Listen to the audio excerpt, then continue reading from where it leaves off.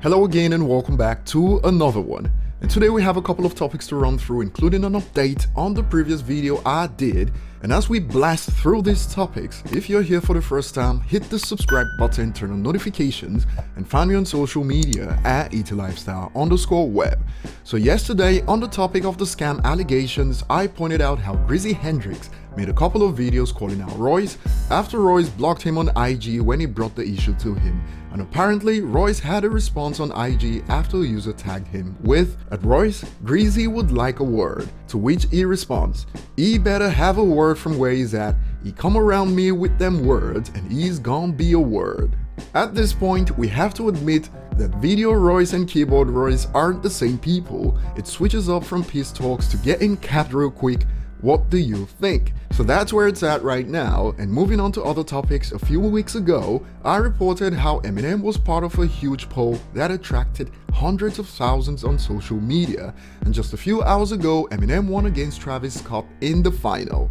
Polls don't mean much, but the numbers can't be ignored, as roughly 500,000 people took part in this. And on Twitter, a user adds, "Hip-hop Twitter and the American media are the only places M's not loved," and the results of this poll adds to that narrative, that's for sure. Perhaps that's why Eminem would rather tour outside the United States in recent years. And we head over to the next section, where Detroit rapper Sada Baby, who was on the same track with Eminem on Friday Night Cypher, had some things to say about the man. In a recent interview with Hip Hop DX, they spent an awfully long time talking about Eminem and the Friday Night Cypher, where among other things, Sada Baby revealed his love for Nickelback and made this statement. I, the black community, would like to trade Eminem for Nickelback. Okay. But I'm serious. Give me Nickelback, man. I put all Nickelback in my playlist. Eminem got some, his old shit was heat.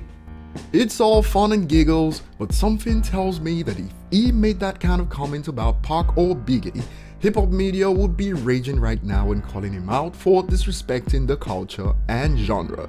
But we all know where this opinion stems from, and that is artists getting entitled to another man's success because they come from the same city.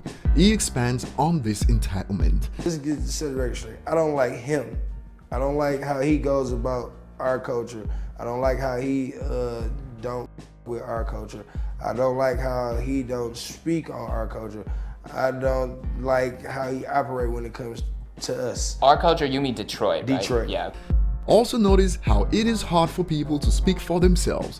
They take it upon themselves to speak for everyone, using words like we or our, like they are elected officials or community leaders. And on Big Sean's aim on Friday Night Cypher to bring the city together, this is Sada Baby's response to it.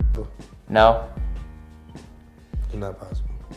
And he adds that Big Sean was smart to request a verse from him without letting him know everyone that would be added to the track.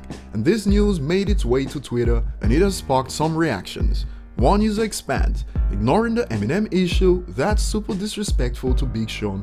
I'll never have him on a feature again if I were Big Sean." And another user expands, "Pathetic.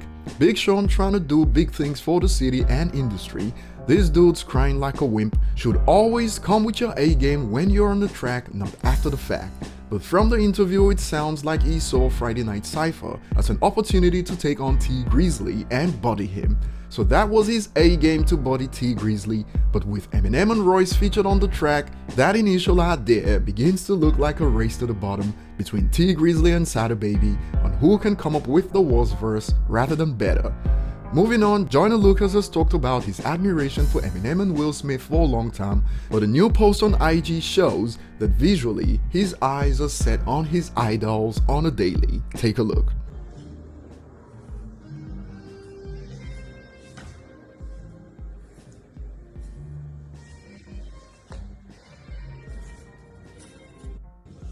So Chris Brown, Eminem and Will Smith, quite the varied list to be honest, and some open a can of worms because of Chris Brown on Joyner's wall, especially on Reddit.